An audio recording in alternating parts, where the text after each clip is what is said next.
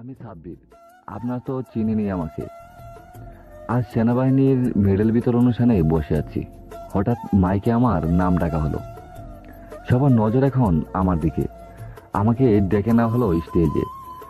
আমি একটু অবাক হইনি। আমাকে একটি গোল্ড মেডেল পরিয়ে দেওয়া হলো, সাথে একটি গান। জাতিসংঘ মিশনে অসাধারণ কীর্তির জন্য আমাকে এই সংবর্ধনা দেওয়া হচ্ছে। প্রেসিডেন্ট স্বয়ং হাজির। আমাকে মেডেল পরিয়ে দেওয়ার জন্য ওনার কাছে গেলাম। কংগ্রাচুলেশন মিস্টার সাব্বির, আপনার জন্য আমরা গর্বিত। ধন্যবাদ স্যার। উনি আমাকে মেডেল পরিয়ে দিলেন। বিভিন্ন দেশের বিভিন্ন চ্যানেলের সাংবাদিক আমার ছবি তুলছে। আসলে জাতিসংঘ মিশনে একটা আইল্যান্ডের উপর ছিল বিভিন্ন দেশের সেনারা। সেখানে মিশনে যেতে অনীহা প্রকাশ করে। অনীহা প্রকাশ করারই কথা, কেননা আইল্যান্ডটা অনেক ভয়ঙ্কর। ওখানে গিয়ে কেউ এখনো জীবিত ফিরে আসতে পারেনি। আর আমি ও আমার টিম অক্ষত হয়ে ফিরেছি। সেখানে বিভিন্ন চোরাকারবারি চলতো, সেগুলো বন্ধ করে দিই। এর জন্য আমাকে মেডেল দেওয়া হচ্ছে, প্লাস প্রমোশন। আলাপ আলোচনা পর্ব শেষ। কলিগদের তীর দিলাম, ছুটি পেয়েছি। আজই আমাকে দেশে ফিরতে হবে। আমি এখন আছি আফ্রিকাতে। ক্যাম্পে চলে গেলাম। সকালে এয়ারপোর্টের উদ্দেশ্যে রওনা দিলাম। কয়েক ঘন্টা জার্নির পর শাহজালাল আন্তর্জাতিক বিমানে ল্যান্ড করে। এয়ারপোর্ট থেকে বের হওয়ার সময় আবার সাংবাদিকের সম্মুখীন হতে হলো। অনেক প্রশ্ন জিজ্ঞাসা করলো, কয়েকটার উত্তর দিলাম, দিয়ে বাড়ির উদ্দেশ্যে রওনা দিলাম। রাস্তায় প্রচুর ট্রাফিক। আমাদের দেশে একটাই বড় সমস্যা। গাড়িতে বসেছিলাম, তখনই নজর পড়লো একটা ফুচকার দোকানে। একটা মেয়ে ফুচকা খাচ্ছে। মেয়ে তো নয়, যেন একটা কিউটের দিব্যা। চুলগুলো বাতাসে উঠছে, জিন্স আর টি শার্ট পরা। একেবারে মনে হচ্ছে রূপ দিয়ে যে কাউকে ঘায়েল করতে পারবে। ফুচকা খাচ্ছে আর গাল বেয়ে ফুচকার পানি পড়ছে। হঠাৎ করে মেয়েটি ভিড়ের মধ্যে মিলিয়ে গেল। আমার গাড়িও ছেড়ে দিল। আপনারা আবার ভাববেন না, মেয়ে দেখলে আমার নজর পড়ে যায়। এই প্রথম কোনো মেয়েকে এত মনোযোগ দিয়ে দেখলাম। সারা রাস্তা মেয়েটার কথা মাথায় ছিল। আমাদের বাড়িটা ঢাকা থেকে একটু ভেতরে, কোলাহলমুক্ত জায়গায়। মায়ের ইচ্ছেতে এখানে বাড়ি করা হয়েছে। এছাড়াও ঢাকা সহ সিলেট, চট্টগ্রাম, কক্সবাজারেও কয়েকটা বাড়ি আছে। বাবা আমাদের সাথে থাকে না, উনি আরেকটা মহিলাকে বিয়ে করে লন্ডনে থাকেন। বাড়িতে ফেরার পর মাকে ও ছোট বোনকে সারপ্রাইজ দিতে চেয়েছিলাম, কিন্তু বাড়ি পৌঁছে আমি সারপ্রাইজ হলাম। বাড়িতে মা একটা পার্টির আয়োজন করেছে। পার্টি শেষ হয়ে গেছে। অনেকের সাথে মিট করলাম। চল বাবা, রাত তো অনেক হলো, এবার একটু বিশ্রাম নিবি। অনেক ধকল গেছে তোর উপর। বোনের সাথে কিছুক্ষণ আড্ডা দিলাম। বিছানায় শুয়ে আছি, একটু চোখ বন্ধ করলাম, তখনই মেয়েটার মুখ চোখে ভেসে উঠল। মেয়েটার কথা ভাবতে ভাবতে ঘুমিয়ে পড়লাম। সকালে আরামের ঘুম হারাম হয়ে গেল ছোট বোনের চেঁচামেচিতে।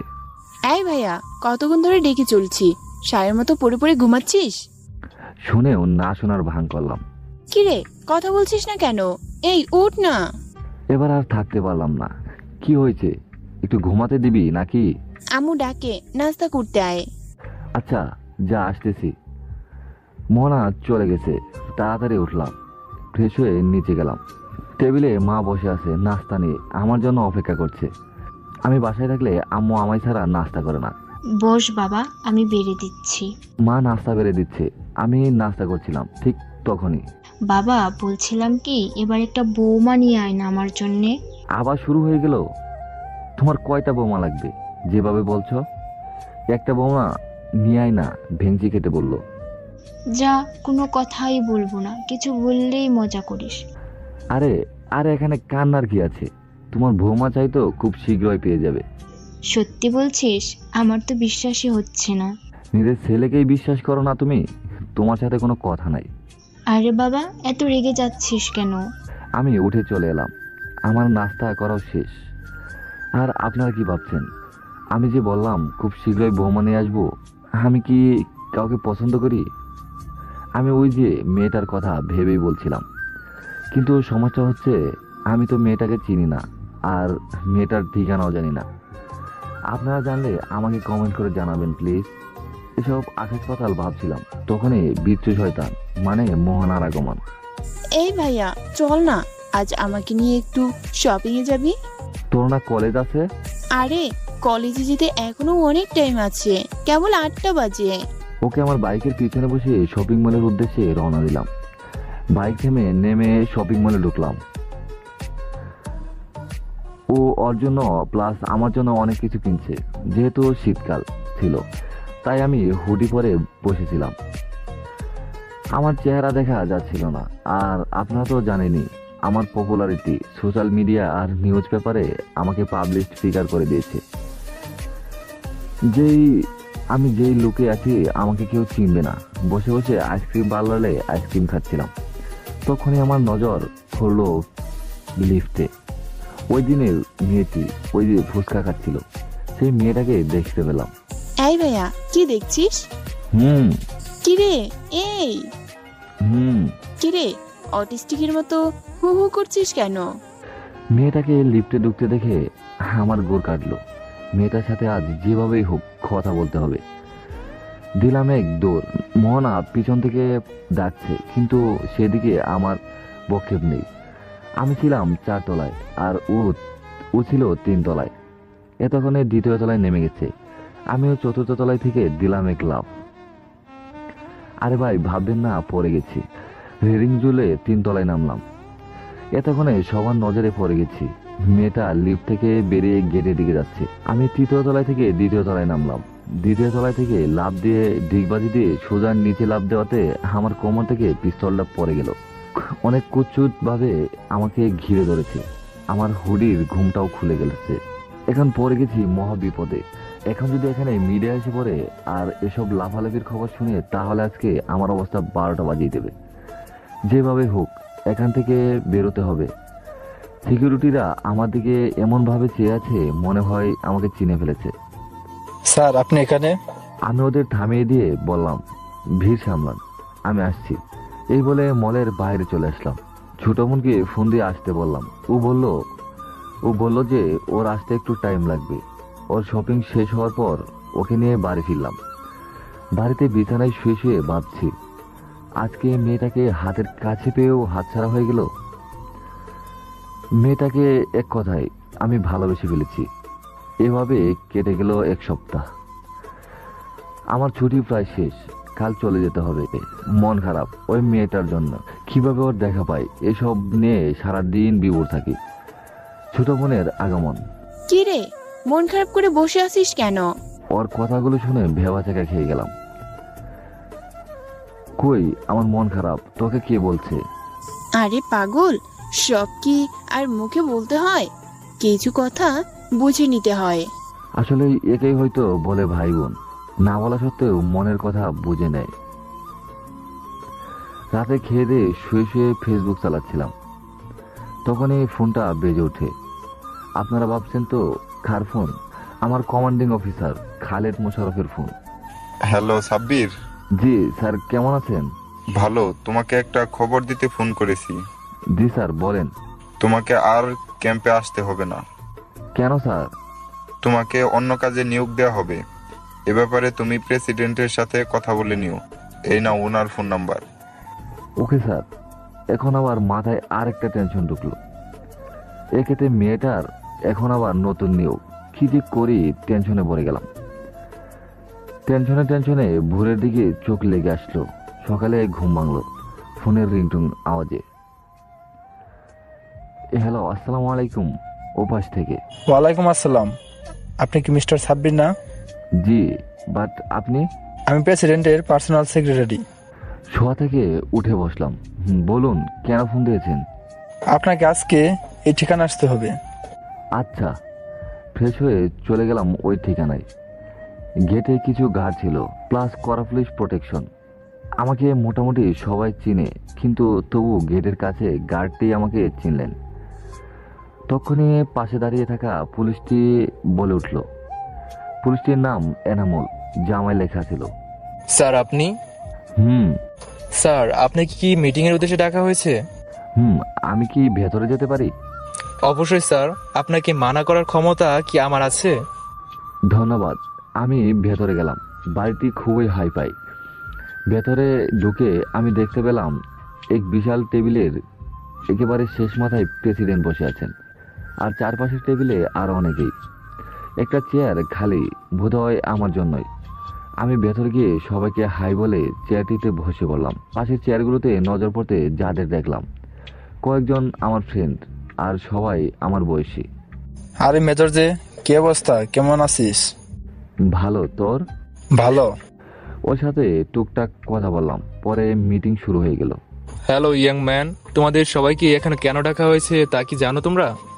সবাই না সূচক মাথা নাড়ালাম। তোমাদের সবাইকে এখানে একটি টিমের জন্য ডাকা হয়েছে।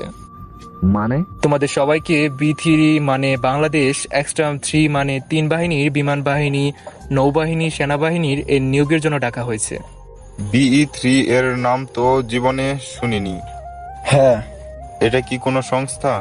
কোনো সিক্রেট অর্গানাইজেশন নাকি? ওইটা একটা সিক্রেট ফোর্সের নাম। এই ফোর্সের সদস্যরা সর্বোচ্চ ক্ষমতাশীল। এরা কাউকে জবাবদিহি করতে বাধ্য নয়, এরা কেবল রিপোর্ট করবে আমাকে। এরপর উনি সবাইকে সবার দায়িত্ব বুঝিয়ে দিলেন। সবাইকে একটি করে নীল রঙের ব্যাজ আর একটি করে স্পেশাল এডমিশন গান দেয়া হলো। আমরা মোট 10 জন, 3 জন মেয়ে, রাইসা, নীলা, মিমি আর ছেলে 7 জন। এর মধ্যে আমার ফ্রেন্ড 4 জন, ফাহিম, আরমান, রফি, ইমন। আর বাকি হচ্ছে সুমন, আবির, নীল আর জিসান। কিন্তু আমাকে দেয়া হলো না। কি ভাবছো, সবাইকে ব্যাচ দেওয়া হলো কিন্তু তোমাকে দেওয়া হলো না কেন, তাই তো? তোমাকে ব্যাচ দেওয়া হবে না, তোমাকে দেওয়া হবে নম্বর। মানে? একটা মেশিন আনা হলো, আমার হাতে ওটার ভিতরে ঢুকিয়ে দেওয়া হলো। লেদার দিয়ে হাতে কি যেন আর্ট করা হলো। হাত বের করার পর দেখলাম হাতে কি লেখা, মুহূর্তেই গায়েব হয়ে গেল। এটা কি? এটা তোমার নম্বর, আর এটা কেবল চাঁদের আলোতেই দেখা যাবে। তোমার নম্বর হচ্ছে BE3082590। আর এই নাও তোমার গান। আর তুমি হচ্ছে আমাকে BE3 এর লিডার ঘোষণা করা হয়েছে। আমাকে সবাই কংগ্রেচুলেশন জানাচ্ছে। আসলে আমি ভাবতে পারিনি যে এমনটা হবে। স্যার, আমি? কেন, তোমার কি এতে সংশয় আছে? না, তবু এখানে আরো অনেকেই ছিল, কিন্তু আমাকে কেন টিম লিডার ঘোষণা করা হলো? এখানকার সবার থেকে তোমার দক্ষতা, কম্বার টেকনিক, অস্ত্র সম্বন্ধীয় জ্ঞান, চিপ থেকে শুরু করে বিমান পর্যন্ত তুমি চালাতে সক্ষম। এছাড়াও তোমার ধৈর্য, বিচক্ষণতা, লিডারশিপ আর অনেক আছে। আরো শুনতে চাও?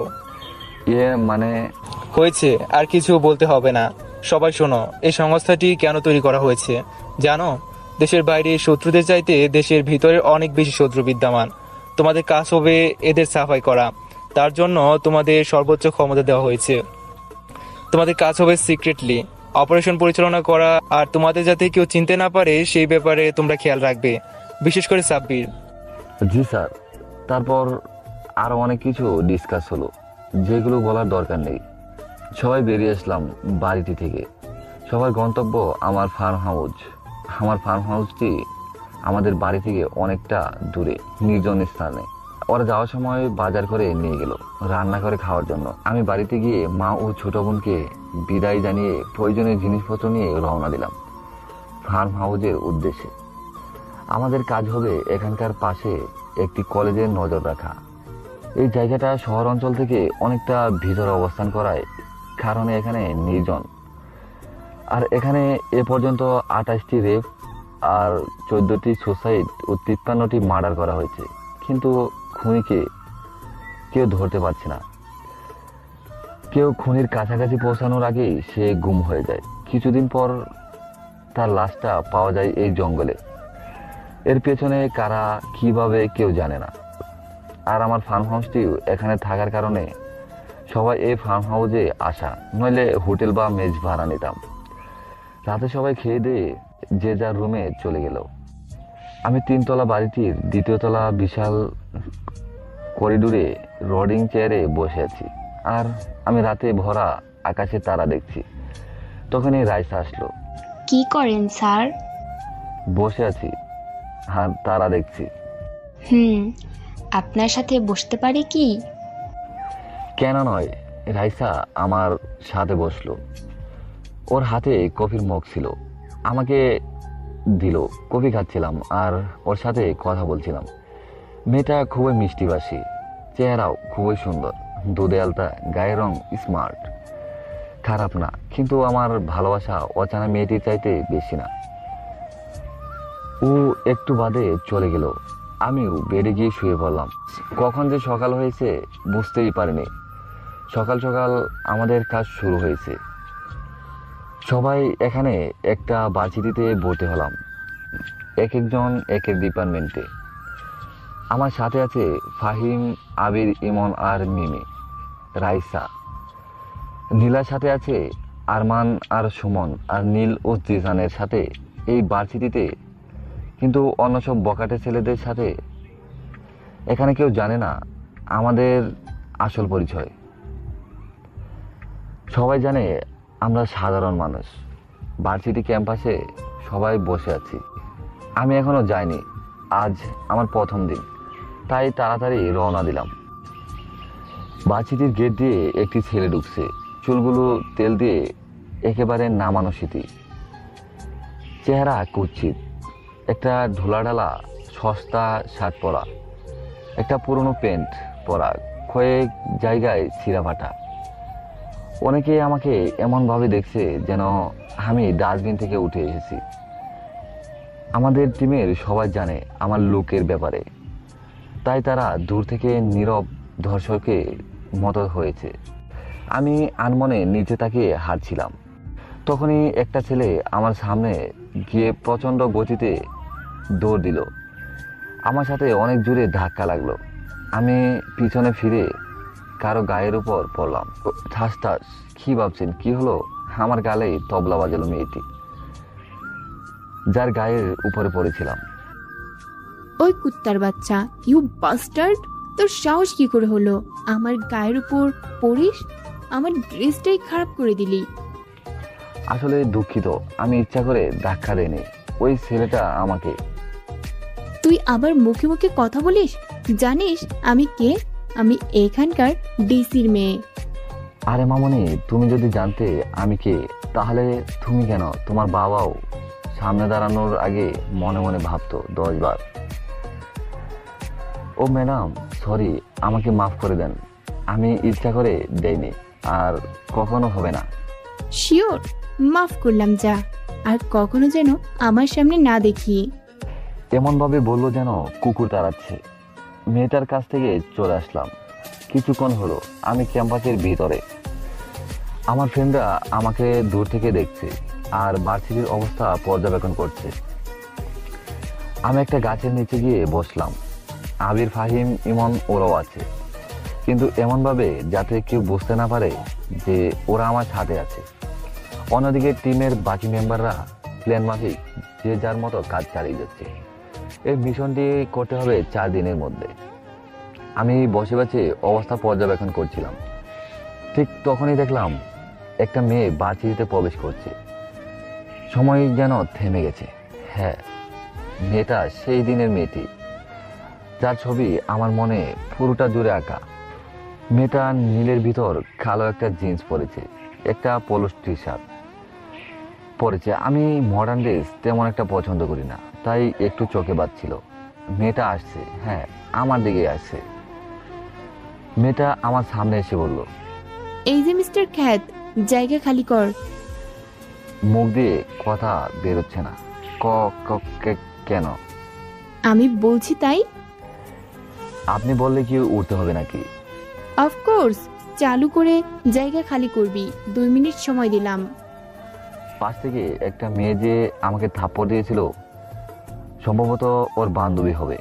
কি রে নেহা, কার সাথে কথা বলিস? নেহা, মানে ওই মেয়েটিকে আমার পছন্দ। আর বলিস না রুহানি, এই খ্যাতটা কোথা থেকে উড়ে এসে জুড়ে বসেছে আমাদের আড্ডার জায়গাটায়। ওই, ওর ঠিকান থেকে। না উঠলে কি করবি? ওই, তোর সাহস তো কম না, আমাদের সাথে তুই তো করিস। তো কি হয়েছে? আসলে আমি কথা বাড়াতাম না, কিন্তু রোহিণীকে দেখে আমার সকালের কথা মনে পড়ে গেছে। মেজাজটা পুরো লাল হয়ে গেছে। তুই এভাবে শুনবি না, দাঁড়া। আমাকে থাপ্পড় মারার আওয়াজে পুরো ভার্সিটির সবাই আমার দিকে তাকিয়ে আছে। আমার চোখ দিয়ে একেবারে আগুন বের হয়ে যাচ্ছে। ওরা কিছুটা ভয় পেয়ে দূরে সরে দাঁড়ালো। আমার টিমমেটরা অনেকে এখানে উপস্থিত আছে, ওরাও তো পারছে না মেয়েটাকে চিবিয়ে দিক খেতে। কি রে, তুই ওভাবে তাকাচ্ছিস কেন? চোখ নামা। কি রে, কথা মাথায় যায় না? চোখ নামা। রোহিণী মারার জন্য হাত উঠালেও নেহা ওকে থামিয়ে দেয়, কিন্তু ও থেমে থাকার পাত্রী না। আবার হাত উঠালে আমি ধরে ফেলি, ওর গালে বসিয়ে দিলাম, লাস্টেরটা একটু জোরে দিলাম। ও মাটিতে পড়ে সেন্সলেস হয়ে যায়। সবাই আমার দিকে ভবার্ত দৃষ্টিতে তাকিয়ে আছে। নেহা রুহির পাশে বসে আমার দিকে তাকিয়ে কয়েকবার ডুব গিলল। সবাই এমনভাবে চেয়ে আছে যে চিড়িয়াখানার কোনো অদ্ভুত প্রাণী দেখছে। কেননা ডিচির মেয়েকে আজ পর্যন্ত কেউ থাপ্পড় মারা তো দূরের কথা, কেউ ওর সাথে উঁচু গলায় কথাও বলেনি। আর আমি আর কোনো কথা বাড়ালাম না, উঠে গেলাম। কেননা আমার ক্লাসের টাইম হয়ে যাচ্ছে। ক্লাসে গেলাম। আবির, ফাহিম, ইমন ওরা আমার আগে পিছনে বসে আছে।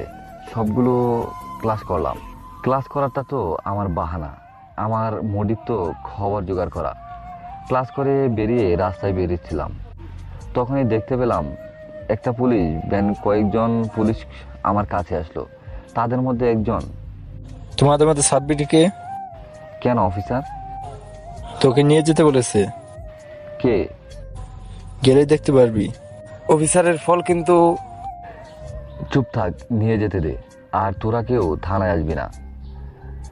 আমাদের আসল পরিচয় কখনো যেন কেউ জানতে না পারে। পুলিশের সাথে ভ্যানে বসলাম। ভ্যান থানায় আসলো না, বরং ডিসির কার্যালয়ে আসলো। এতক্ষণে ব্যাপারটা ক্লিয়ার হলো। ভেতরে প্রবেশ করলাম।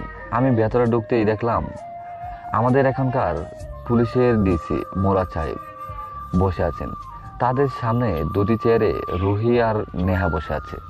আমাকে এখানে ধরে এনেছে কেন? তুই সেই ছেলে যে আমার মেয়েকে থাপ্পড় দিয়েছে? হ্যাঁ, কিন্তু আপনি জানেন কেন দিয়েছি? আমার তো জানার প্রয়োজন নেই। তো কি করতে চান আপনি? আমার মেয়ের গায়ে হাত তোলার জন্য শাস্তি উপভোগ করতে হবে। দেখি কি করেন আপনি। মুস্তাক, ওকে লকআপে ঢুকিয়ে উত্তম মাধ্যম দে। বলার সাথে সাথে একজন পুলিশ এসে আমাকে ধরে লকআপে নিতে নিল। ওয়েট, কেন? অফিসার সেলস কোন দিকে বলুন, আমি নিজেই যাচ্ছি। একটু মুচকি হাসি দিয়ে কথাটা বললাম। অফিসার আমার দিকে ব্রু কুচকে তাকালেন, হয়তো আমার হাসির মানে খুঁজছেন। আর আপনারা পাঠক পাঠিকারাও হয়তো আমি হাসলাম কেন ধৈর্য ধরুন, সব জানতে পারবেন। আমাকে একটা রুম দেখানো হলো। আমি সেখানে গেলাম। রোহিণী আর নেহা তো আমার দিকে বেকুবের মতো চেয়ে আছে। কেননা কে চায় নিজের পায়ে কুড়াল মারত? আর আমি নিজেই মার খেতে যাচ্ছি। রুমে প্রবেশ করার পর দেখলাম অফিসার লাঠিতে তেল মাখাচ্ছে। শার্টটা খুললাম। শার্ট খুলে ওনার দিকে ঘুরতেই উনি আমার দিকে চেয়ে রয়েছেন। আমার সিক্স প্যাক আর মার্শাল দেখছেন। শুরু করেন। এত সাহস তোর কিভাবে হয়? তোর কলেজে আছে, বলতে হবে। কিছুক্ষণ জোরে জোরে মারার পর মোটা গজারের লাঠি ঠাস করে ভেঙে গেল। এদিকে অফিসার ক্লান্ত হয়ে বসে পড়েছেন আর হাঁপাচ্ছেন। ওদের চোখ এবার কোটর থেকে বেরিয়ে আসার উপক্রম। এবার আমি ওদের জ্বালানোর জন্য ওদের দিকে তাকিয়ে কেবলাগান্তের মতো একটা হাসি দিলাম। তোর পিঠে এটা কিসের দাগ? কোনটা? এইটা গুলির দাগ। গুলির দাগ মানে? আপনার না জানলেও চলবে, আদার ব্যাপারে জাহাজের খবর নিতে আসবেন না। রোহানে আমাকে সাহায্য না করতে পেরে ঘন ঘন করতে বেরিয়ে গেল। আর নেহা কিছুক্ষণ দাঁড়িয়ে থেকে চলে গেল। মনে মনে কিছু একটা চলছে। আপনাদের বলি, আমার কাছে এসব মার কিছুই না, ওয়ার্ম আপ মাত্র। আমাদের ট্রেনিং এমন ভাবেই দেওয়া হয়। আর আপনারা তো জানেনই আমি কি জিনিস। একটু পর সিস্টেমে থানা থেকে বেরিয়ে পড়লাম। মানে আবির ইমন এসে আমাকে ছাড়িয়ে নিয়ে যায়। গাড়িতে বসে আছি। কিরে, তোরা আসতে গেলি কেন? তো কি করবে? তুই জেলে পড়ে থাকলে মিশনে কি হবে? তাও ঠিক। তো শরীর চর্চা কেমন হলো? আর বলিস না, বেচারি পুলিশের আর মেয়ে দুটোর চেহারা দেখার মতো ছিল না। কেন? বেচারা আমাকে মারতে গিয়ে লাঠি ভেঙে ফেলে, তবু চেহারায় কোনো রিয়াকশন দেখতে পায় না। আর মেয়ে দুটো এখনো ভাবছে কি হলো, তারা কি দেখলো। হা হা হা হা। তুইও পারিস বটে, তোর গেটাপতি সব নষ্টের মূল। আমাদের মতো নর্মাল হয়ে গেলে এতক্ষণে তুই এখানে থাকতি না। হ্যাঁ ঠিক বলেছিস, কাল থেকে গেট আপে যাব, তারপর বাসায় এসে সবার সাথে আড্ডা দিয়ে ঘুমিয়ে পড়লাম। সকালে ভার্সিটিতে, হ্যাঁ আজও আমি ভার্সিটিতে ঢুকেছি, কিন্তু খেত হয়ে না, মিস্টার স্মার্ট হয়ে। কলেজের গেট দিয়ে একটি দামি রয়্যাল এনফিল্ডের বাইক ঢুকলো। বাইকটির দিকে অনেকেই তাকিয়ে আছে। আমি হেলমেট পরা, তাই হয়তো কেউ এখনো দেখতে পাইনি আমাকে। যেহেতু এই বাইকটি খুব কম লোকে ইউজ করে, তাই হয়তো ভাবছি কে আবার নতুন এলো। দেখতে পেলাম বটগাছের নিচে রোহানি ও নেহা দাঁড়িয়ে আছে। আমি বাইকটি রোহানি ও নেহার ঠিক সামনে এনে পার্ক করলাম। বাইক থেকে নেমে হেলমেট খুলে ফেললাম। এবার হয়তো উৎসুক পাবলিক আমাকে চিনতে পেরেছে।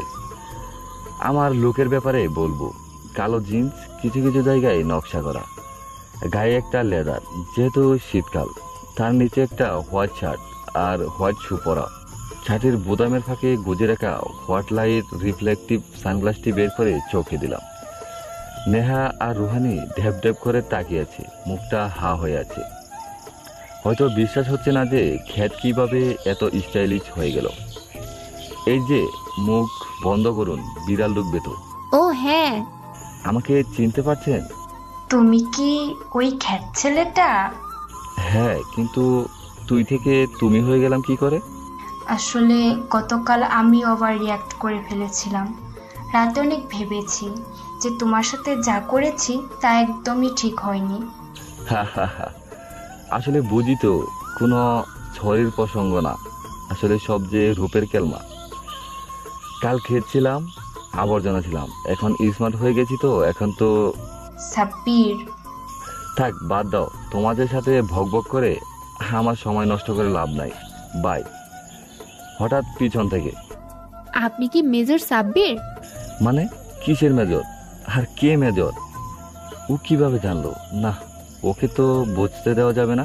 মনে মনে আমি আশরাফুল, আর আমি কি তা তো তোমরা জানোই। আসলে স্মার্ট হয়েছি ঠিকই, কিন্তু এমনভাবে স্টাইল বদলেছি যাতে কেউ আমাকে চিনতে না পারে। ও, আমি তো ভেবেছিলাম যে যা বাবার বাবুন। আমি গেলাম, যাওয়ার সময় খেয়াল করলাম যে ওর মন খারাপ হয়ে গেছে, কিন্তু কেন খারাপ হয়েছে তা বুঝতে পারিনি। দুটো ক্লাস শেষ করে কলেজের ছাদে গেলাম। ছাদে ইমন আর রাইসা বসে বসে প্ল্যান করছি। হঠাৎ কলেজের পিছন থেকে গুলির আওয়াজ, সাথে সাথে দৌড়াতে লাগলাম। ঘটনাস্থলে দেখতে পেলাম রাস্তায় রক্ত দিয়ে ছেয়ে গেছে। একটা ছেলে, বয়স 23 থেকে 26 হবে, রক্ত অবস্থায় পড়ে আছে, বুকে গুলি লেগেছে। ওর পালস চেক করলাম। হ্যাঁ করতেছি। অ্যাম্বুলেন্স ফোন দিলাম না, ইমন প্রাইভেট কার নিয়ে এসেছে, ওর কারে শুয়ে দিলাম। ওর পাশে বসলাম, গাড়ি চলতে লাগলো আপন গতিতে। আমি ছেলেটিকে জাগাবার চেষ্টা করছি, হাসপাতালে নিয়ে গেলাম, স্ট্রেচারে করে নিয়ে যাচ্ছি। হঠাৎ ও আমার হাত ধরলো। ভাইয়া, আমার সময় শেষ, আমাকে আর বাঁচানো সম্ভব না। আমার বোনটাকে বাঁচান, ওরা ওকে মেরে ফেলবে। কারা? এ এম ছেলেটির নিঃশ্বাস বন্ধ হয়ে গেছে, ছেলেটি আর নেই, কিন্তু ওর কথাগুলো কানে বাজছে। ওর শেষ ইচ্ছা পূরণ করতেই হবে। রাইসা, তুমি ছেলেটির বাবা মাকে খবর দাও, আর ইমন তুই সবাইকে প্রিপারেশন নিয়ে আসতে বল এক্ষুনি। রাগে মাথা রক ফেটে যাবে এমন অবস্থা। কিছুক্ষণের ভেতর সবাই চলে আসলো, সবাই নেমে পড়লাম। মিশন স্পটে গেলাম, গিয়ে সেখানে ভালো মতে খুঁজতে লাগলাম যদি কোনো প্রমাণ পাওয়া যায়, কিন্তু পাওয়া গেল না। শুধু কিছু টায়ারের ছাপ পাওয়া গেল। আমি লক্ষ্য করলাম পাশের একটা বাড়িতে সিসি ক্যামেরা লাগানো। আর দেরি করলাম না, গার্ডের কাছে থেকে ফুটেজ দেখতে গেলাম। গার্ড প্রথমে না করলেও পুলিশ পরিচয় দেওয়ায় আর না করলেন না, ফুটেজ দেখে নিলাম। দেখলাম কিছু ছেলে মুখে মাস্ক লাগানো অবস্থায় হঠাৎ ছেলেটাকে গুলি করে দেয়। একটা মেয়েকে গাড়িতে তুলে নিয়ে যাচ্ছে, মেয়েটাই তাহলে ছেলেটার বোন। গাড়ির নাম্বার দেখা যাচ্ছিল না, তাই নোট করে নিলাম। ওদের গাড়ি ফলো করার জন্য সামনে যতগুলো ট্রাফিক ক্যামেরা ছিল সবগুলো ফুটেজ দেখে নিলাম। ফলো করতে করতে আমরা একটি জঙ্গল টাইপ এলাকায় পৌঁছলাম। এখানেই টায়ারের ছাপ শেষ। সবাই চারিদিকে ছড়িয়ে পড়লাম। অনেক খোঁজাখুঁজির পর নীলা একটি বাড়ি দেখতে পেল জঙ্গলের ভিতর। সবাই বাড়ি থেকে ঘিরে ধরলাম চারদিক থেকে। সবাইকে যার যার পজিশন বুঝিয়ে দিলাম।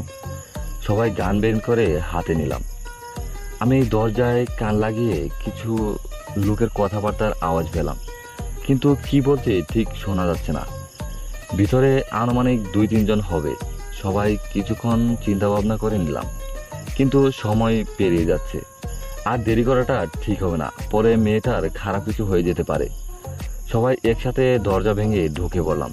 ভিতরে ঢুকে আমরা যা দেখতে পেলাম তার জন্য কেউ প্রস্তুত ছিলাম না। কমপক্ষে 10 থেকে 15 জন মেয়েকে হাতে পায়ে দড়ি দিয়ে বেঁধে ফেলে রাখা হয়েছে। তাদের পাশে 3 জন লোক দাঁড়িয়ে আছে। 2 জনের হাতে পিস্তল, আরেকজনের হাতে একটি ইঞ্জেকশন। কিরে, কারা তোরা? আবার এখানে কি চাস? তোদের এখানে ঢোকার অনুমতি কে দিয়েছে? তোদের জানের ভয় নেই? হা হা হা, জানের ভয় আমরা না, তোরা পাবি। আবির লোকটার হাতে গুলি করে দিল। পিস্তল পড়ে গেছে। সবাই সুযোগে আমি 2টাকে হেডশট দিলাম। হাতে গুলি লাগা লোকটা আমার দিকে অগ্রসর হতে নিল। ইমন তাকেও হেডশট দিয়ে দেয়। আর মাত্র একজন আছে, ওকে মারা যাবে না। ওর থেকে আরো কিছু তথ্য জানতে হবে। 2 জনের খুন হাতে দেখে তৃতীয়টা ভয় পেয়েছে। ওর হাত পা কাঁপছে। ওকে একটা চেয়ারে বাঁধার ব্যবস্থা করলাম। অন্যদিকে মিম, রাইসা, নীলা ওরা বন্দীদের মুক্ত করছে। তোকে দেখে মনে হচ্ছে তুই তো নতুন। বল, তোদের লিডারকে এই কাজ ছাড়া তোরা আর কি কি কাজের সাথে জড়িত? লোকটা বলতে অসম্মতি জানালো। আবির আর বাকিরা ওরা ওকে উত্তম মাধ্যম দিতে লাগলো। অনেকক্ষণ মারার পর লোকটা প্রায় আদমর অবস্থা হয়ে গেছে। আমি সবাইকে থামতে বললাম। কিরে, তোর কি জানের মায়া নেই? সত্যি বল, না হলে মাথায় পিস্তল ঠেকালাম। আমাকে মারবেন না স্যার, আমি বলছি এসব কার কাজ? গুলির আওয়াজ চলল। কে যেন গুলি করেছে। গুলিটা মাথা গেছে চলে গেছে। সবাই গুলি যে করেছে তাকে খুঁজতে লাগলাম।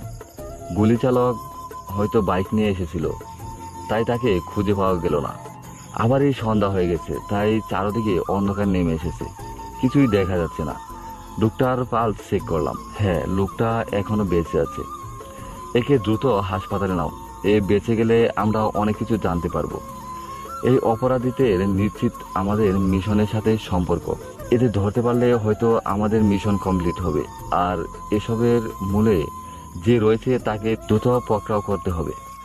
হাসপাতালে এখানে একে সময় মতো নিয়ে এসেছেন, নয়তো এর বাচ্চা নেওয়ার সম্ভাবনা ছিল না।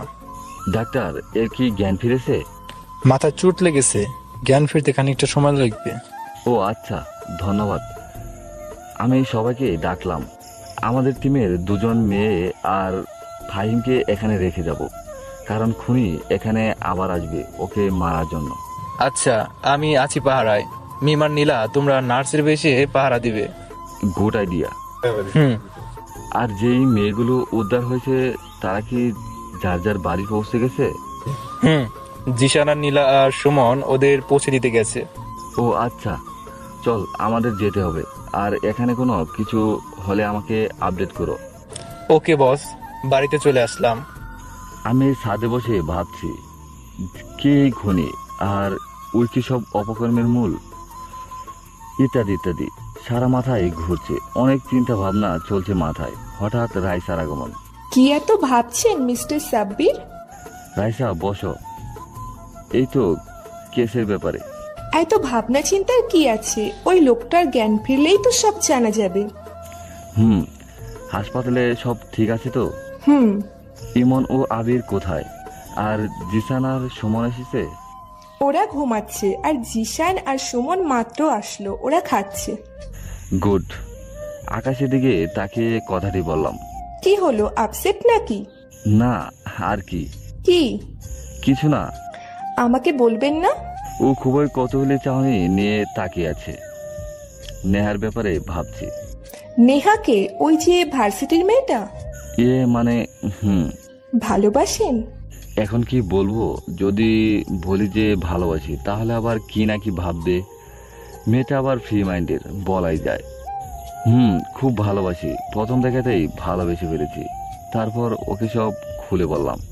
ও মাই গড, মেজর সাহেব তলে তলে সিএনজি চালান? সিএনজি মানে? কথার কথা। ও, তো কি ভাবলেই হবে না প্রপোজ করবেন? তুমি তো জানোই যে ওদের সাথে কি কি হয়েছে। আর আগে বললে চোর থাপ্পড় ছাড়া কপালে আর কিছু জুটতো না। কিন্তু এখন স্মার্ট লুক দেখে হয়তো রাজি হবে। তো দেখি কি করা যায়। আচ্ছা, বেস্ট অফ লাক। ধন্যবাদ। ওর সাথে আরো কিছুক্ষণ আড্ডা দিয়ে খাওয়া দাওয়া করে ঘুমাতে চলে গেলাম। পরের দিন ক্যাম্পাসে বসে আছি, সাথে আমার ফ্রেন্ডরা কয়েকজন, বাকিরা হাসপাতালে নজরদারি করেছে। রাতে নাকি কেউ একজন হাসপাতালে লোকটার কেবিনে ঢুকেছিল, আর তারা নাকি লোকটাকে মারার জন্য চেষ্টা করেছে, কিন্তু হাসপাতালে ওরা থাকায় কিছুই করতে পারেনি।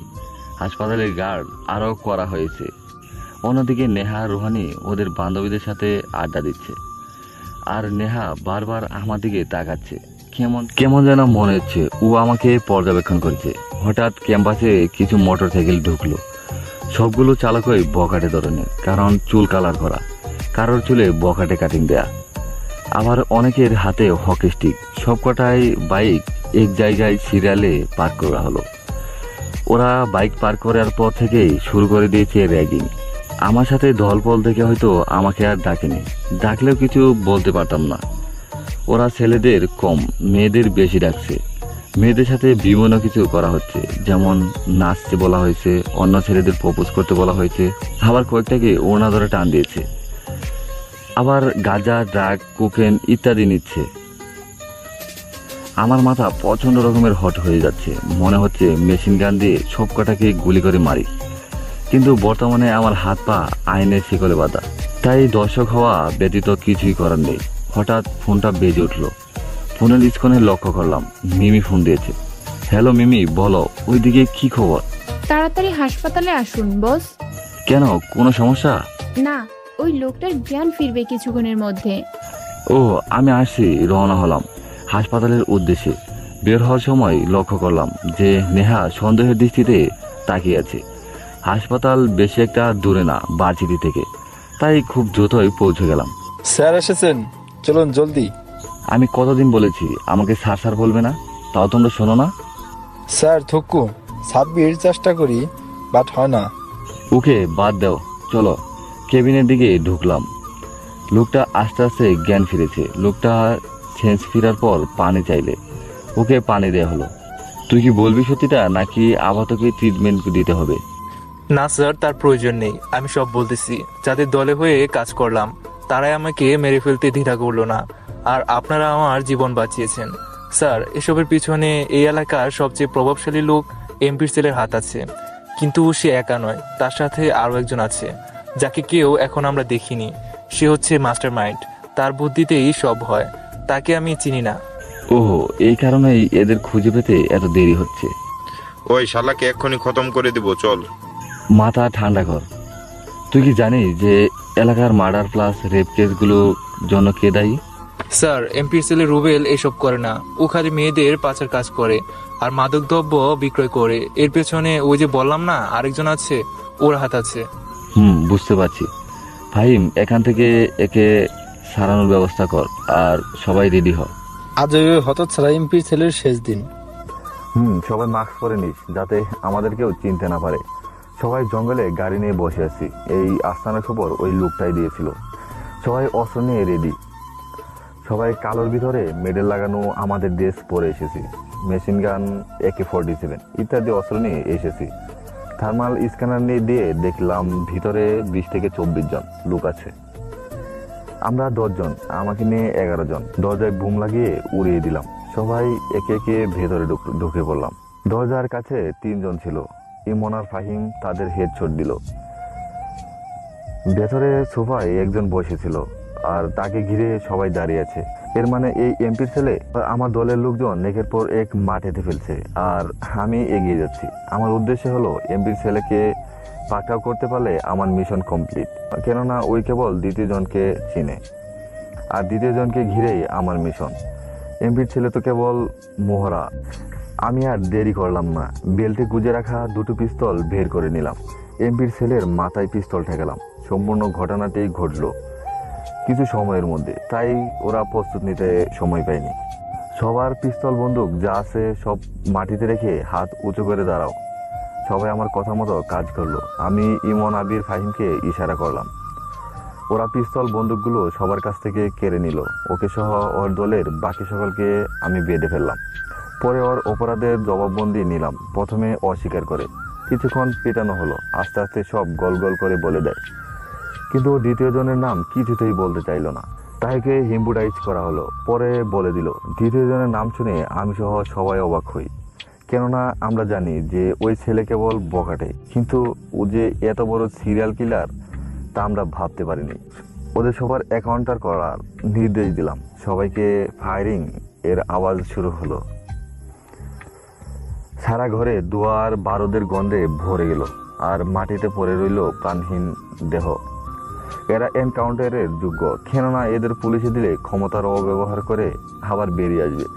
লাশগুলোকে ক্লিয়ার করার ব্যবস্থা করতে বললাম। মিশন অর্ধেক কমপ্লিট। আরও একজন আছে যে সবার মাস্টার মাইন্ডেড। তখনই মোবাইলে একটি কল আসলো। কলটি আমার খবর। হ্যালো স্যার, ভার্সিটির গেট বন্ধ করে দেওয়া হয়েছে। নেহা সহ কিছু মেয়ে ভিতরে আছে। গেট খোলা আছে না, এটা ভার্সিটির প্রতিষ্ঠাতা জলিল সাহেবের বখাটে ছেলের কাজ। আচ্ছা, তুমি নজর রাখো, আমাকে আপডেট করো, আমি আসছি।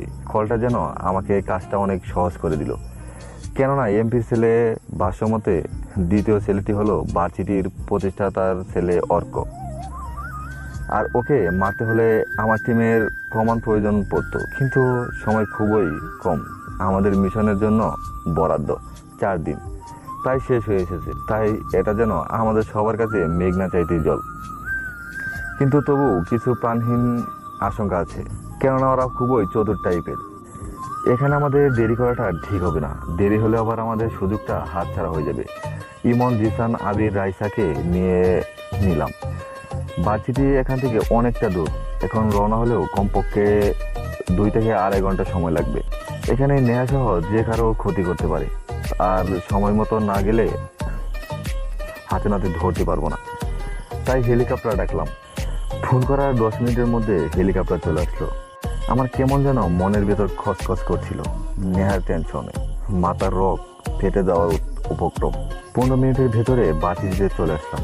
এর ভেতরে আমরা আমাদের প্ল্যান সাজিয়ে নিলাম। সবাই রেডি, এখন শুধু সময়ের অপেক্ষা। ভার্সিটির আশেপাশে চলে এসেছি। উপর থেকে দেখা যাচ্ছে যে ভার্সিটির গেটের সামনে অনেক ছাত্রছাত্রী, কিন্তু গেট লাগানো গ্রিলের। গেট ফাঁক দিয়ে দেখা যায় সবাই ভেতরের দিকে তাকিয়ে আছে, হয়তো কিছুর আশায়। হেলিকপ্টারটি কাছে আসতে সবাই উপরে তাকালো। অনেকেই ভাবছে যে এখানে এ সময় কে এলো। হেলিকপ্টার মাঠে ল্যান্ড করলো। সবাই একে একে নামলাম। অনেকেই আমাদের দিকে তাকিয়ে আছে। আমাদের সবাইকে ভার্সিটির সবাই কম বেশি চিনে, কিন্তু কেউ ভাবেনি আমাদের এই লোকে হেলিকপ্টার থেকে নামতে দেখবে। আর দেরি করাটা ঠিক হবে না, তাই সবাইকে প্ল্যান বুঝিয়ে দিলাম।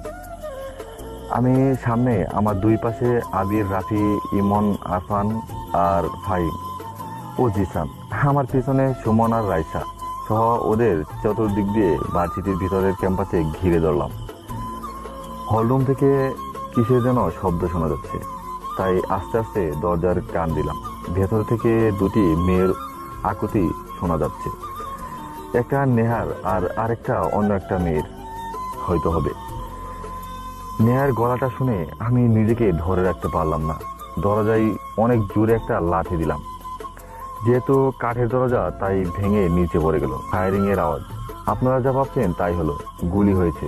আমার গায়ে না, ওই শালাগো প্রতিষ্ঠান ছেলের চেলাফেরার গায়ে লেগেছে। যে ছেলে নেহার ওড়না ধরে টানাটানি করছিল, ওর বুক বরাবর গুলিটা করলাম। মাটিতে লুটিয়ে পড়লো। সবার নজর এখন আমার দিকে। আমার টিমের সবাইও অবাক হয়ে গেছে। ভাবতে পারিনি যে এমন কিছু করব। আমার চোখ লাল হয়ে গেছে। দাঁত কামড়াতে কামড়াতে ওর কাছে গেলাম। আর কয়েকটা গুলি করলাম। মরে গেছে, তাও আমার রাগ কমছে না। আমার ভালোবাসার গায়ে হাত দিয়েছে। আর একটা গুলি চললো। এটা আমার গায়ে লাগলো, পেট বরাবর। কিন্তু আমি এতক্ষণ ঘোরের মধ্যে ছিলাম, তাই খেয়াল করিনি। ইমন যে আমাকে গুলি করছে, তার মাথায় গুলি চালালো। সব মিলিয়ে ওদের টিমে 10 থেকে 12 জন লোক হবে। দুটোকে টপকে দিয়েছি। নেহা সহ সবাই আমার দিকে অবাক চাহনিতে তাকিয়ে আছে।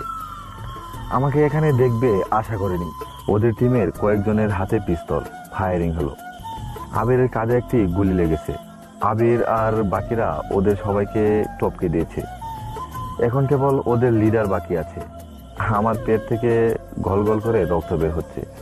আমি মাটিতে বসে পড়লাম। নেহা সহ বাকি 3 জন মেয়ে এখনো ঘুরের মধ্যে। আর এতগুলো মানুষকে মরতে দেখে ওরা শকড হয়ে গেছে। নেহা সহ আরেকটি মেয়ে মাটিতে লুটিয়ে পড়লো জ্ঞান হারিয়ে। আর অন্য মেয়েটি ভয় কাঁপছে। ইমন এসে আমাকে ধরতে নিল। আমি মানা করলাম, বললাম আমি ঠিক আছি। দ্বিতীয় জন মানে ওদের লিডারের সামনে এসে চেয়ার নিয়ে বসলাম। কিরে, ভয় পেয়েছিস? আমি ভয় পাবো ভাবলি কি করে? আমি লাশ নিয়ে খেলা করি, আর আমি কি না ভয় পাবো? বল, এখন পর্যন্ত কি কি অপরাধ করেছিস? মগের মুলুক নাকি, চাইলি আর পেলি? ওর পায়ে একটি গুলি করলাম। বলবি নাকি উপরে যাবি? হ্যাঁ হ্যাঁ বলছি, আমাকে জানে মারিস না। Good boy. এরপর আরাব সব বলতে লাগলো, তার অপরাধের রাজিনামা। আর জিসান সব রেকর্ড করে নিল। চেয়ার থেকে উঠে নেহার কাছে গেলাম। ইমনকে ইশারা করলাম। ফায়ারিং হলো। ওদের লিডারের খেল খতম। রাইসা, নেহা আর ওই মেয়েটির মুখে পানি ছিটালো। ওদের জ্ঞান ফিরলো, কিন্তু এখনো ঘুর কাটেনি। ফাহিম সহ বাকিদের লাশগুলোর ব্যবস্থা করতে বললাম। নেহা আমার দিকে তাকিয়ে আছে। বাইরে বের হয়ে আসলাম। সবাই নীলা বাছিটি গেট খুলে দিল। তো সবাই উৎসুকভাবে আমার ও টিমের দিকে তাকিয়ে আছে। পুলিশের গাড়ির সাইলেন্ট শোনা যাচ্ছে। গাড়ি বাছিটির ক্যাম্পাসে প্রবেশ করলো। গাড়ি থেকে রোহানি আর ওর বাবা নামলো। আমাদের হাতে এখনো পিস্তল। এসে আমাদের ঘিরে দাঁড়ালো। আপনাদের কি অভ্যাস কোনোদিন পরিবর্তন হবে না? মারামারি শেষ, আপনাদের আগমন হয়। এই ছেলে, তোমার সাহস তো কম না? আমাদের সামনে দাঁড়িয়ে বড় বড় কথা বলো, আবার হাতে পিস্তল নিয়ে দাঁড়িয়ে আছো। আমি জানতাম তুমি নিশ্চয়ই বড় কোনো সন্ত্রাস, আর এখন তো দেখছি সন্ত্রাসদের টিম লিডার তুমি। আমাদের অ্যারেস্ট করবেন? হাও ফানি, আপনি জানেন আমরা কারা? আমাদের এ কথায় পাবলিক আরো বেড়ে গেছে। সবাই এ প্রশ্নের উত্তর খুঁজছে, কিন্তু নেহা শান্ত চাহনিতে আমার দিকে তাকিয়ে আছে। মনে হচ্ছে ও যেন সবকটা জানে। কে তোমরা যে এত ক্ষমতা দেখাচ্ছ? কথা বলুন। ফোনটা এগিয়ে দিয়ে ফোনটি নিল এবং কথা বলতে লাগলো। কথা বলছে আর আমার দিকে তাকাচ্ছে। ফোনটা আমার দিকে এগিয়ে দিয়ে, sir, I am extremely sorry. আসলে আমাদের ভুল হয়ে গেছে, আর ওই দিনের ব্যবহারের জন্য আমি দুঃখিত। স্যার, আমাদের ক্ষমা করে দিন। এতক্ষণে বুঝতে পেরেছেন? মুচকি এসে, আচ্ছা যান, ক্ষমা করে দিয়েছি। আর ক্ষমতার অপব্যবহার করবেন না। আর বডিগুলোকে ক্লিয়ার করুন, আর এটা রাখুন প্রমাণ হিসেবে। নেহার দিকে তাকালাম, যেন খুব খুশি হয়েছে আর অনেক রহস্যের সমাধানও মিলেছে। হেলিকপ্টারটি এখনো দাঁড়িয়ে আছে। আমি পাইলটকে ইশারা করলাম চলে যেতে। হেলিকপ্টারটি চলে গেল। সবাই হেলিকপ্টারটির পানে কিছুক্ষণ তাকিয়ে রইল। পরে আমি সহ টিমের সবাই চলে আসলাম হাসপাতালে। যাওয়ার আগে নেহাকে আর বাকি মেয়ে দুটিকে বাড়িতে পৌঁছে দিতে বললাম। এতক্ষণ পেটের ভিতরে গুলি নিয়ে দাঁড়িয়েছিলাম, কিন্তু এখন খুব ব্যথা করছে। হসপিটালে আমি আর আবির অ্যাডমিট হলাম। প্রেসিডেন্ট একবার লুকে এসেছিল আমাদের দেখতে, পরে চলে গেছেন। আসলে আমাদের টিম BE3 সম্পর্কে কেউ জানতে না। সবাই আমাকে মেজর হিসেবেই চিনে। কেবিনে শুয়েছিলাম, তখনই রাইসার আগমন। আসলে এই মেয়েটার সাথে আমার একটু বেশি ফ্রেন্ডলি। আপনার জন্য একটা নিউজ আছে। কি নিউজ, জানতে পারি? আপনার একজন ভক্তকে পেয়েছি, যার সারা ঘর সহ বিছানার চাদর থেকে শুরু করে সব জায়গাতে আপনার ছবি। আমার ভক্ত? এ কেমন ভক্ত? আমার আছে নাকি? আপনার ভালোবাসার মানুষটি। মানে আমার ভালোবাসার মানুষ মানে? হয়েছে, আর অ্যাক্টিং করতে হবে না। তুমি কি নেহার কথা বলছো? তো আপনি কি ভাবছেন অন্য কেউ আছে নাকি? না না, আসলে হয়েছে, আর কিছু বলতে হবে না। ওনার সাথেই যা বলার বলেন। মানে দেখলাম দরজায় দাঁড়িয়ে নেহা সব দেখছে। রাইসা চলে গেল। নেহা এক পা করে আমার পাশে এসে বসলো। তুমি খুব পচা। কেন? আমি আবার কি করলাম? তোমাকে ওই দিন জিজ্ঞাসা করলাম, কিন্তু তুমি বললে না যে কাজের সময় কাউকে পরিচয় দিতে হয় না। আইসে পরিচয় দিতে। আমি অনেক আগেই আন্দাজ করতে পারছি যে তুমি মেজর সাব্বির। কিভাবে বুঝলা? ওই দিন থানায় তোমার শরীর আর গুলির দাগ দেখে। আর তুমি তো হ্যাংলাদের মতো আমার ফুচকা খাওয়া দেখতা, আর শপিং মলে আমার পিছনে বানরের মতো লাফালাফি করছো। এই তুমি সব জানতে তাহলে? হুম। তাহলে আমার সাথে দেখা করো নাই কেন? আমি কি কম করছি তোমায়? কিন্তু হঠাৎ করে তুমি গায়েব হয়ে গেলা। কিন্তু ভার্সিটিতে তোমাকে দেখে আমি ভেবেছিলাম তুমিও মেজর সাব্বির, কিন্তু ভাবলাম মেজর এখানে কি করবে। একদমই কথাগুলো বললো আর চুপ ছেয়ে গেল। জানো, ওই দিন আমি ভাবছিলাম যে আমি আর বাঁচবো না, ওই জানোয়ারগুলো আমাকে শেষ করে দিবে, কিন্তু তুমি এসে আমাকে বাঁচিয়ে নিলে। না হলে তো। আর তোমাকে যখন গুলি করা হয়েছিল আমার তো মনে হয় শ্বাস প্রশ্বাস থেমে গেছিল। এত ভালোবাসো আমায়? নিজের চাইতেও বেশি, পৃথিবীর যে কোনো কিছুর চাইতেও 1000 গুণ বেশি। থাই পাগলি, হোলে লেলে, কান্না করে করে তো নাক মুখ টমেটো বানাই ফেলছো। কি? আমি টমেটো? না, টমেটো না, স্ট্রবেরি। এখন আমাকে প্রপোজ করো। এই অবস্থায়? করবে কিনা বলো। আর কি করব, পাগলির জেদের কাছে হার মানলাম। হাতের কাছে কিছু না পেয়ে আনারস নিয়ে হাঁটু গেড়ে বসে পড়লাম। নেহা, এই অদমের ভালোবাসার অনুভূতিগুলোকে কি তুমি বুঝবে? তোমার প্রতি এখন যতটুকু ভালোবাসা আছে, সারা জীবন এর থেকে এক চিলতে কমবে না, বরং বাড়বে। দিবে কি সুযোগ তোমার সন্তানের আব্বু হতে? দেবে কি আমায় তোমার সুখ দুঃখের ভাগ? চলবে কি আমার সাথে সারা জীবন? কেন না, তোমাকে বড্ড বেশি ভালোবাসি। আমিও তোমাকে বড্ড বেশি ভালোবাসি। আমাকে জড়িয়ে ধরলো, পাগলের মতো কিস করতে লাগলো। বাইরে থেকে হুইসেলের এর আওয়াজ পেলাম, দরজা খুলে গেল। আমি আর নেহা থমকে গেছি। জিসান, আবির, ফাহিম, ইমন, নীল, সুমন, রাইসা, মিম, নীলা, আরফান, রাফি সবাই দাঁড়িয়ে আছে। আর অবাক করার বিষয় হলো আমার মা আর বোনও আছে, আর তার পাশে আরো দুজন আছে। নেহা তাদের দেখে লজ্জায় কাচুমাচু হয়ে গেছে। আমার হাতে কামড়ে ধরলো, মানে এরা নেহার বাবা মা। কিরে মেজর সাহেব, জল এত দূর গড়িয়েছে, তলে তলে সিএনজি চালাও আর আমরা চালাই হরতাল। কি বলবো, বাসা খুঁজে পাচ্ছি না। কি রে, বৌমার কথা বললেই খালি নানান অজুহাত দেখাস এখন। আসলে হয়েছে কি মা? হ্যাঁ, চলেন বেয়ান সাহেবা, আমরা বিয়ের ব্যবস্থা করি। কি ভাবছেন, কি হলো? আরে সবাই মিলে বিয়েটা দিল। সবাই মিলে ছাদে বসে আড্ডা দিচ্ছি, তখনই ইমনের মোবাইলে কল আসলো। সবাই মিলে আমাকে ঠেলে ঠুলে বাসর করে পাঠিয়ে দিল। বাসর করে ঢুকতেই নেহা এসে আমাকে সালাম করলো। আমি আস্তে আস্তে গিয়ে ওর পাশে বসলাম, ঘুমটাটা তুললাম। এত সময় লাগলো কেন আসতে? আসলে হইছে, আর বলতে হবে না। কি বলবো, ভাষা হারিয়ে ফেলছি। একই তো ডানা কাটা পড়ি, তারপর যা লাগছে ওকে, মন চাচ্ছে যেন আজীবন তাকিয়ে থাকি। আমি আস্তে আস্তে ওর থুতনি দিলাম, কপালে একটা ভালোবাসার পরশ এঁকে দিলাম। কি হলো এটা? খালি যুদ্ধ করতে পারেন না অন্য কিছুও পারেন? মানে কি বলতে, আর কিছু বলতে পারলাম না। আমার পাঞ্জাবের কলার খামচি ধরে ঠোঁট দুটি মুখে পুরো নিল। ওর ঠোঁটের মিষ্টি উপভোগ করতে লাগলাম আর হারিয়ে গেলাম। তারপর বাকি সব 18+ জায়গাটার সব ঘটলো। আর আপনারা এত লুচু কেন, এখনো জানেননি? কি ভাবছেন আপনারা লুকিয়ে লুকিয়ে দেখবেন একেবারে গুলি করে মারবো?